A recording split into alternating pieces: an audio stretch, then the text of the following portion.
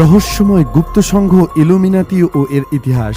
এখানে যে তথ্যগুলো দেওয়া হলো পুরোটাই বিভিন্ন তথ্যসূত্র থেকে সংগৃহীত, কারোর ব্যক্তিগত মতামত নয়। ইলুমিনাতি কি?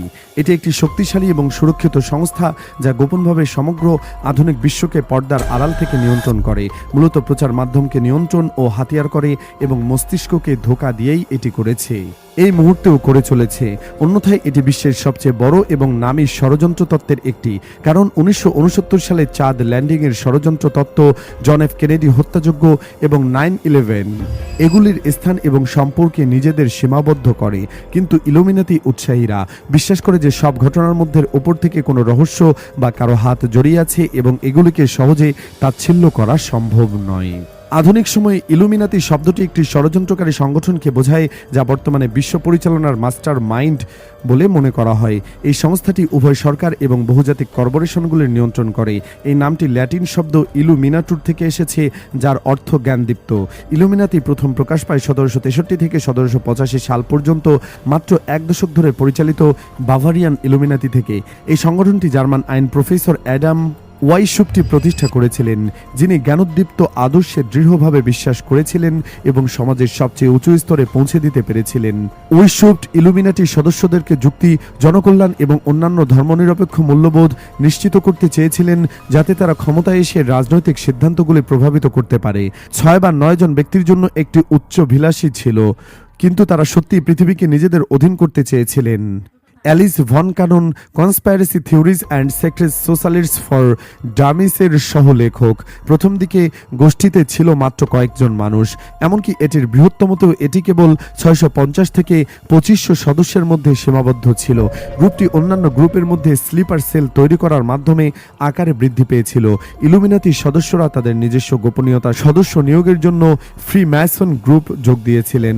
গ্রুপটি দর্শন এবং বিজ্ঞানের উপর রোমান ক্যাথলিক চার্চের নিয়ন্ত্রণের বিরোধিতা করে, নারীদের শিক্ষা এবং সমাজে তাদের সমান অধিকারের জন্য প্রচার করে, মানুষের মনকে আলোকিত করতে এবং অন্ধকারাচ্ছন্ন ও পক্ষপাতিত্ব থেকে মুক্ত করা এবং রাষ্ট্রের অত্যাচার কমাতে চেষ্টা করে। চার্চের এবং সরকারের সাথে ক্রমাগত সংঘাতে থাকায় 1780 সালে সরকার এই সংগঠনকে বন্ধ করে দিতে বাধ্য করে, যদিও বলা হয় যে এই আগ্রাসী সংগঠনটি এখনও তার কর্মকাণ্ড চালিয়ে যাচ্ছে।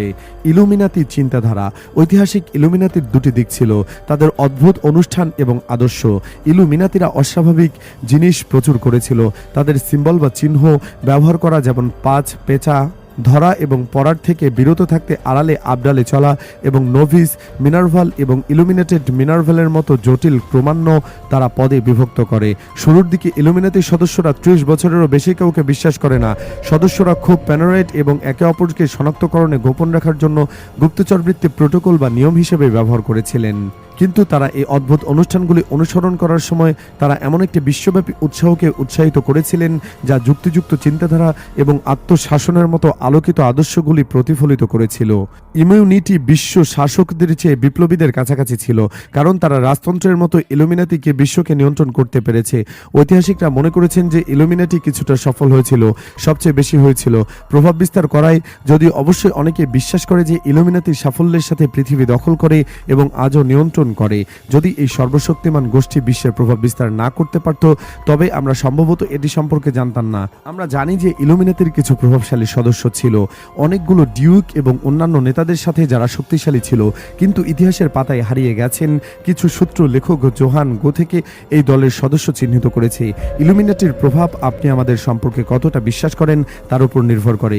যদি আপনি মনে করেন যে তাদের বিপ্লবে আদর্শ অনন্য গোষ্ঠীতে ছড়িয়ে পড়েছে, যেমন ফ্রেঞ্চ বিপ্লব এবং জ্যাক বিনস, তাহলে তারা সফল হয়েছিল। আপনি যদি মনে করেন যে ধারণাগুলি নির্বিশেষে সফল হয়েছে, তবে তারা মূলত একটি ঐতিহাসিক কৌতূহল ছিল।